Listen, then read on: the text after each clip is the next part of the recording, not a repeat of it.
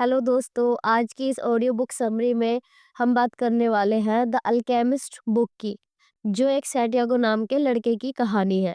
तो चलिए शुरू करते हैं। सैंटियागो नाम का एक लड़का था, जो स्पेन के एक छोटे से गांव में रहता था। वह एक चरवाहा था और भेड़ों के साथ अपना समय बिताता था। उसकी जिंदगी साधारण थी, लेकिन वह अपने सपनों से भरा हुआ था। एक दिन उसे एक सपना आता है। उस सपने में वह मिस्र के पिरामिडों के पास खजाने को खोजता हुआ खुद को देखता है। यह सपना इतनी बार बार आता है कि वह बेचैन हो जाता है। आखिरकार वह समझ जाता है कि यह कोई सामान्य सपना नहीं है, बल्कि यह उसे कुछ बताने की कोशिश कर रहा है। सैंटियागो अपने सपने के बारे में सोचते हुए एक जिप्सी महिला से मिलने जाता है। वह महिला सपनों का मतलब बताने में माहिर थी। महिला सैंटियागो से कहती है कि उसका सपना सच है और उसे मिस्र के पिरामिडों के पास खजाना मिलेगा। शुरुआत में सैंटियागो को इस बात पर यकीन नहीं होता, लेकिन फिर उसकी मुलाकात एक बूढ़े राजा मेलचिजेडेक से होती है। राजा उससे कहता है कि हर इंसान की जिंदगी में एक पर्सनल लेजेंड होता है, यानी एक ऐसा उद्देश्य जिसे पूरा करना उसकी जिंदगी का सबसे बड़ा मकसद है। सैंटियागो को यह बात दिल को छू जाती है। राजा उसे खजाने की खोज में निकलने के लिए प्रेरित करता है। वह सैंटियागो को कुछ जादुई पत्थर भी देता है, जिन्हें वह उरीम और थुमीम कहता है। ये पत्थर उसे निर्णय लेने में मदद करेंगे। सैंटियागो अपनी सारी भीड़ों को बेच देता है और खजाने की खोज में निकल पड़ता है। अपनी यात्रा की शुरुआत में सैंटियागो अफ्रीका के तगियर शहर पहुंचता है। वहां उसका सारा पैसा चोरी हो जाता है।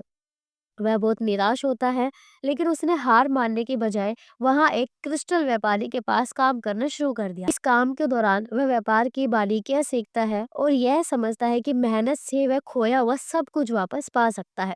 उसने व्यापारी की दुकान को फिर से सजाया, उसमें नई चीजें जोड़ने को सुझाव दिया, जिससे व्यापार बहुत अच्छा चलने लगा। कुछ समय बाद सैंटियागो को इतना पैसा मिल जाता है कि वह अपनी यात्रा फिर से शुरू कर सके। वह एक कारवां के साथ मरुस्थल पार करते हुए मिस्र की ओर बढ़ता है।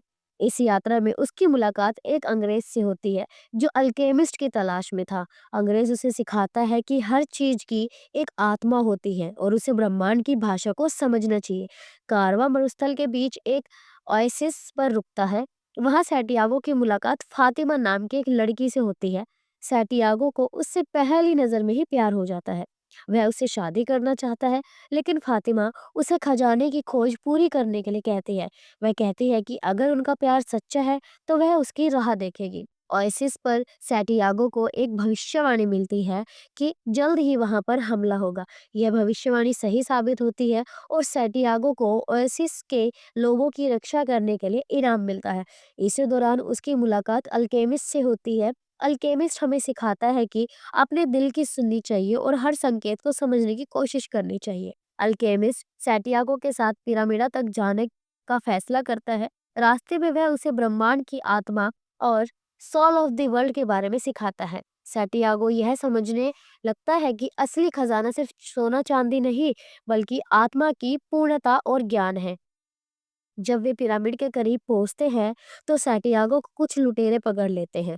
वे उसका सारा सामान छीन लेते हैं और उसे मारने की धमकी देते हैं। सैंटियागो उन्हें अपने सपने के बारे में बताता है।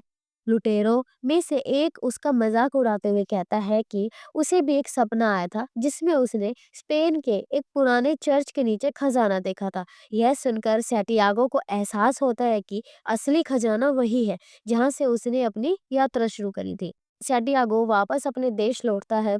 वह उस पुराने चर्च में जाता है जहां उसने अपने भेड़ों के साथ समय बिताया था। वहां खुदाई करके उसे सचमुच एक खजाना मिलता है। वह बहुत खुश होता है, लेकिन उसे यह भी समझ आता है कि इस पूरी यात्रा का असली खजाना वह ज्ञान और अनुभव है जो उसने इस सफर में हासिल करा। इस यात्रा ने उसे सिखाया कि अपने सपनों को पूरा करने के लिए साहस और धैर्य चाहिए। ब्रह्मांड हर उस इंसान की मदद करता है जो अपने दिल की सुनता है और अपने पर्सनल लेजेंड को पाने के लिए प्रयास करता है। सैंटियागो खजाना लेकर फातिमा के पास लौट जाता है और उनका जीवन खुशी और संतोष से भर जाता है। धन्यवाद दोस्तों, हमारी इस मोटिवेशनल स्टोरी को सुनने के लिए। उम्मीद है आपको यह स्टोरी पसंद आई होगी और आपको इससे कुछ नया सीखने को मिला होगा। अगर आपको यह स्टोरी पसंद आई है तो कृपया हमारे चैनल को सब्सक्राइब करें और हमारी नवीनतम स्टोरीज को सुनने के लिए तैयार रहें। आपका समर्थन हमारे लिए बहुत महत्वपूर्ण है और हम आपके साथ जुड़ने में खुशी महसूस करते हैं। धन्यवाद। हम आपसे मिलेंगे अगली वीडियो में जल्दी ही।